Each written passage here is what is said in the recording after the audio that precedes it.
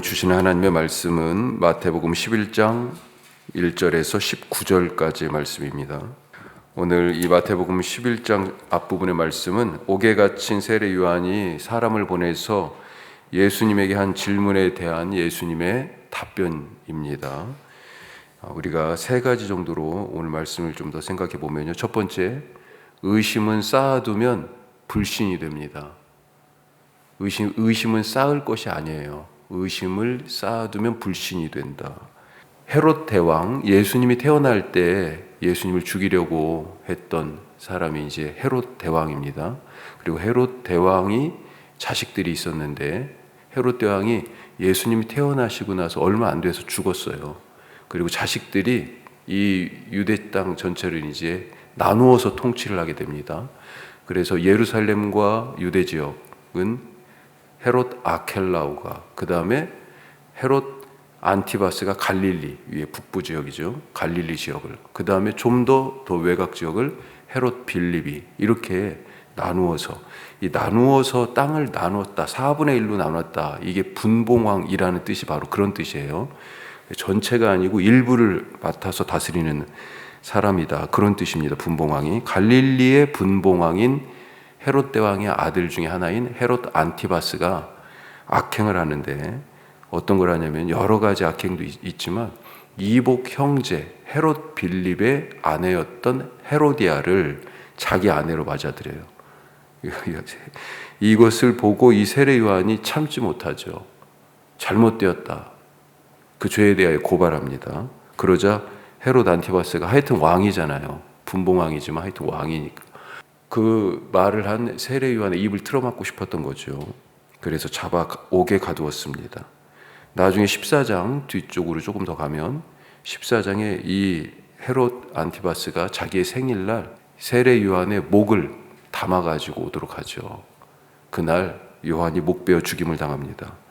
하여튼 자기의 죽음이 멀지 않았음을 깨달았지 않았을까, 요한이. 그래서 요한에게는 뭔가 분명하고 확실한, 내가 지금까지 걸어온 길에 대한 확인이 좀 필요했던 것 같아요. 그래서 예수님에게 사람을 보냅니다.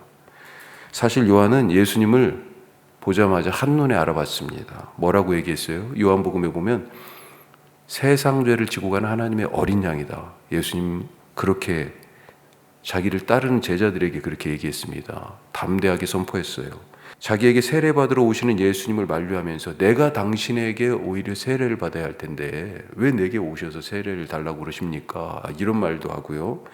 나는 메시아가 아니다, 광야에서 외치는 이 담대한 세례 요한, 그가 베푸는 회개의 세례 사역, 이런 것들을 보면서 사람들이, 야, 이 시대에 저건 분명히 메시아일 수도 있겠어. 선지자라고 대부분이 다 생각했지만 그걸 더 넘어서 그리스도, 메시아, 우리의 구원자 아닌가? 이렇게까지 생각하던 사람들에게는 나는 메시아가 아니다, 분명히 선언합니다. 오히려 나는 내 뒤에 오실 분을 위하여 길을 닦는 사람으로, 그분의 신발끈조차 풀기도 감당할 수 없는 그런 사람이고, 나는 쇠하여야 하고 나는 망해도 상관없지만 그분은 흥하여야 한다. 이렇게 예수님에 대한 생각을 갖고 있던 그런 사람이었습니다. 하지만 옥에 갇혀 있으니까 마음도 흔들렸나요? 믿음이 연약해졌나요? 마음이 약해지고 믿음이 흔들렸던 것 같아요. 조금씩 쌓이던 의심의 무게가 어느덧 감지가 되는 거죠. 이것을 이대로 갔다가는 이 의심의 무게 속에 내가 눌려 죽겠구나, 그러지 않았을까 싶어요. 지금 요한에게 필요한 것은 이 의심을 떨쳐버릴 확신이었습니다. 확신. 그래서 사람을 보내는 거죠. 자, 3절 말씀에 보니까 어떻게 돼 있어요? 예수께 여짜오되, 같이 읽어요.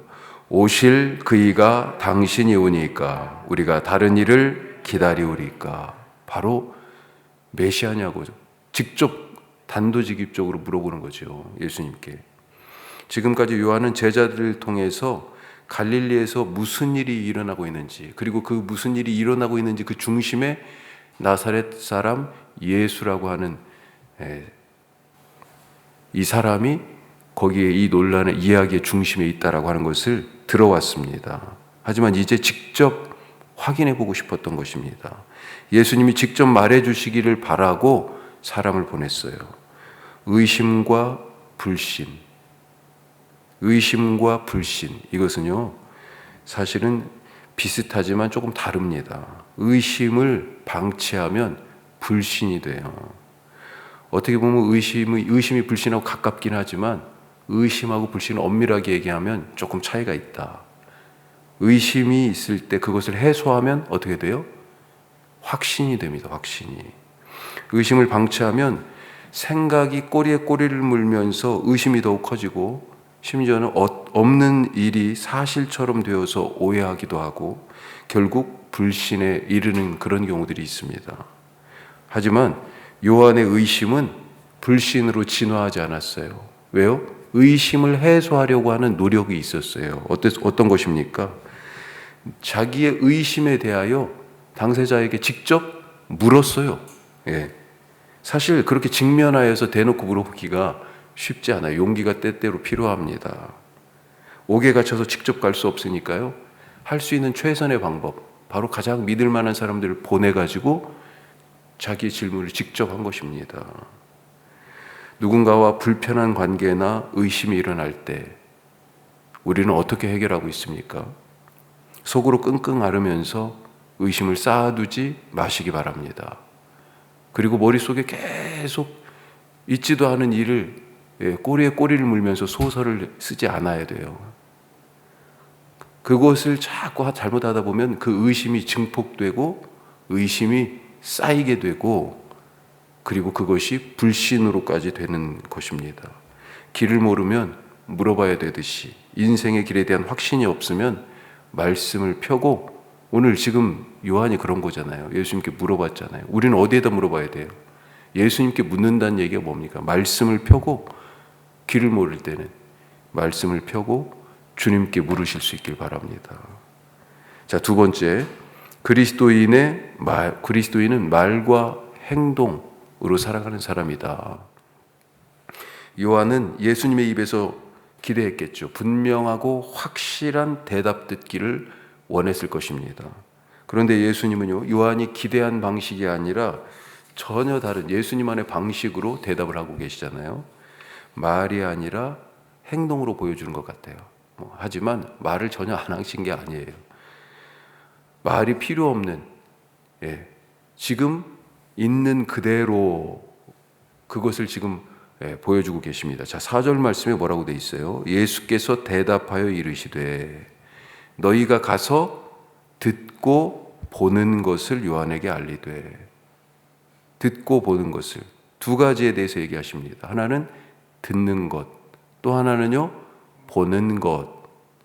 우리가 이 지금 마태복음 쭉 말씀을 읽으면서 그런 부분들을 말씀드렸잖아요. 마태복음 안에는 5개의 설교 단락들이 있다. 사실은 이미 2단락이 지나갔어요. 오늘 말씀에 보면 첫 번째 단락은 5장에서 7장까지 산상보훈, 두 번째 단락은 10장에 제자들을 파송하면서 주신 말씀, 제자 파송 설교예요. 이미 그 말씀들이 지나갔습니다. 이 세례 요한의 제자들이 일정한 기간 동안에 예수님을 따르는 이 무리들 가운데 같이 동행하고 있었을 것 같아요. 바로 그 말씀, 지금까지 들었던 말씀, 너희가 듣는 것을 그대로 가서 얘기해라. 그 들은 말씀이 뭐예요? 천국 백성의 삶에 대한 말씀이잖아요.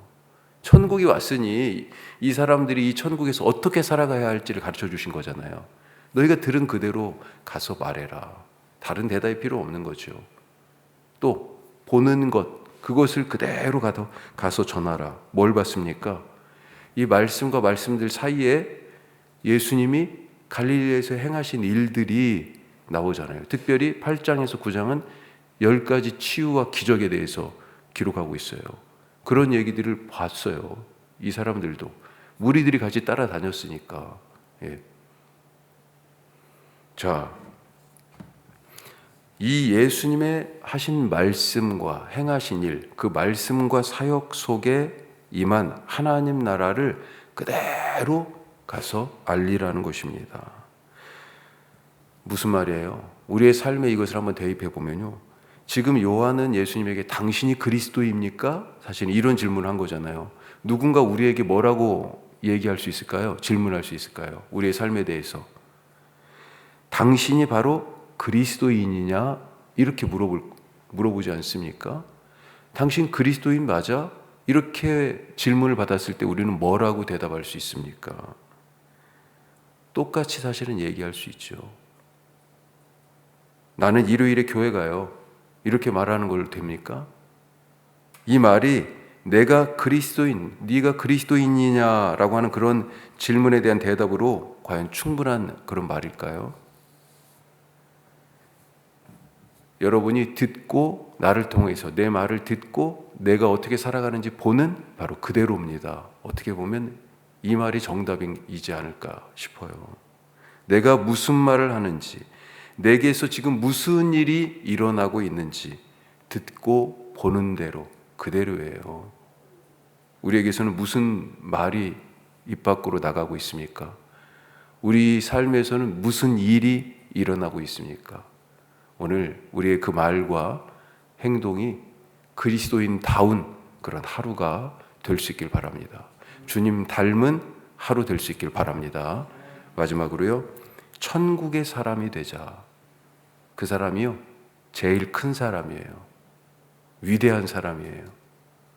우리 어려서 애들 낳고 키우면 커서 큰 인물 되라. 위대한 사람들 위인전지 보여주고요. 우리도 또 그런, 나도 저렇게 살았으면 어렸을 땐 그런 마음들도 있고 그랬잖아요. 예수님이요, 지금 요한을 어떻게 평가하십니까?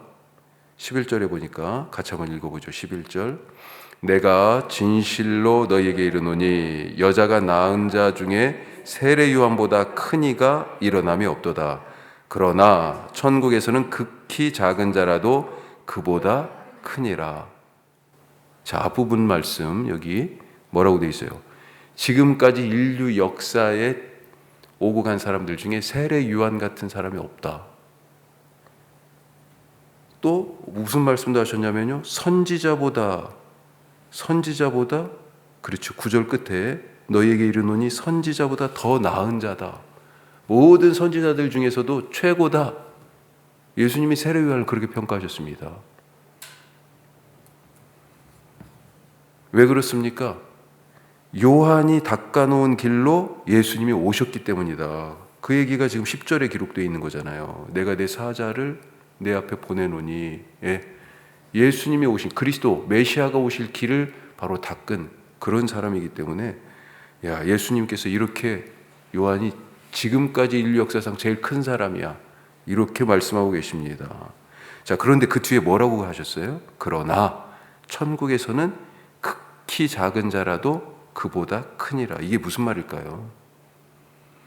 요한은 예수님이 가져오신 천국에 대한 확신이 사실 조금 부족했잖아요. 지금 보니까 요한까지요, 예수님과 요한이 사실은 지금 인류 역사의 어떤 의미에서는 변곡점이라는 것입니다. 요한과 예수님의 궁극적인 차이, 주일날 설교에서도 말씀드렸지만 뭐예요? 요한은요, 천국이 오기 전까지 사람이라고 좀 굳이 얘기하자면, 그런데 예수님은요, 천국, 하나님 나라를 가져오신 분이에요. 세상이 바뀐 것입니다. 그 이전 시대까지는요, 요한으로 끝났어요. 이제는 예수님으로부터 새 시대가 열린 것입니다. 그 이전 시대까지에서는요, 요한이 가장 큰 사람이에요. 이 요한이 새 시대 예수님이 여실 새 시대를 준비한 사람이었기 때문에 더 큰, 비슷한 선지자들이 있었지만 그래도 더 큰 사람이다, 이렇게까지 예수님이 평가하시는 거죠. 결정적인 차이가 뭐예요? 이 세상에 속한 사람과 하나님께서, 예수님이 가져오신 이 하늘나라, 이 저 세상에 속한 사람이 다르다는 것입니다. 눈에 보이는 이 세상과 하나님 나라에 속한 사람들 차원이 다르다는 거예요. 그래서 이 세상에 속한 가장 큰 사람이라 할지라도 하나님 나라의 가장 작은 사람과 비교했을 때 하나님 나라의 가장 작은 사람을 넘어설 수 없다는 거죠.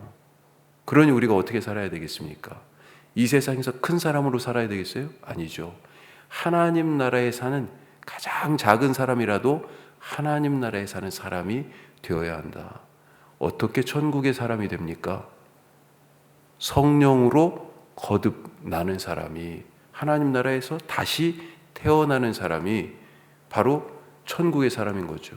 누가 천국의 사람이에요? 십자가와 부활로, 예수님의 십자가와 부활로 내 모든 죄가 사해졌음을 믿는, 예수를 믿는 바로 그 사람이 천국의 사람이죠. 오늘 천국의 사람으로 살아가실 수 있기를 바랍니다. 천국의 사람이요, 세상에서 가장 크다는 사람보다 더 큰 사람이에요. 우리가 바로 그런 사람입니다. 오늘 그런 삶을 살아가시기를 주님의 이름으로 축복합니다. 기도하겠습니다. 오늘 세 가지 말씀 나눴습니다. 의심 어떻게 해소하고 계세요? 잘못 가만히 놔두면, 방치하면, 쌓아두면 불신이 됩니다. 오해를 낳고 의심이 켜켜이 쌓여가지고 딱딱하게 굳은 불신으로 되기 전에 오늘 그것들을 해소할 수 있는, 그래서 확신으로, 의심이 확신으로 바뀌는 그런 날이 될 수 있길 바라고요. 그리스도인은 삶으로, 말로 그대로 보여주는 사람입니다. 그리스도인다운 삶을 사는 하루가 되시길 바라고, 또 천국의 사람이 되자 그랬습니다. 하나님 나라의 제일 작은 사람이요, 세상에 제일 크다는 사람보다 더 커요.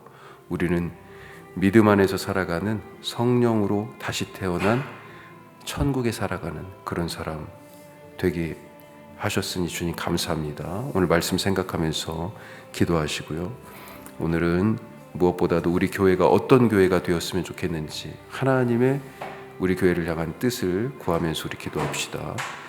사람이 교회되는 그런 일이 우리 교회를 통하여 일어나게 하시고 하나님의 꿈이 성취되는 그런 공동체가 되게 하옵소서. 우리 다 같이 기도하시고, 한 가지 더, 튀르키예 지진, 우리 주일에도, 지난 금요일에도 계속 기도하고 있습니다만 지금 시리아까지 해가지고 사망자가 하루 이틀 사이에 또 더 늘어서 3만 명이 넘어버렸어요. 앞으로 얼마까지 늘어날지, 또 그런 와중에도 막 약탈이 자행되고 있다고 그러고요. 이때를 기회 삼아서 무너진 잔해 상점 가서 다 털고 있어요. 지금 사람들이. 주님 불쌍히 여기시고 모든 악행들이 금지되게 하시고 피해 복구와 구호가 잘 진행될 수 있도록 주님 도와주시옵소서. 그들의 마음을 위로하시고 주님이 회복하옵소서. 자, 말씀 생각하면서 우리 교회를 위해서, 튀르키예 시리아 지진 위해서 우리 세 가지 기도 제목으로 기도하겠습니다.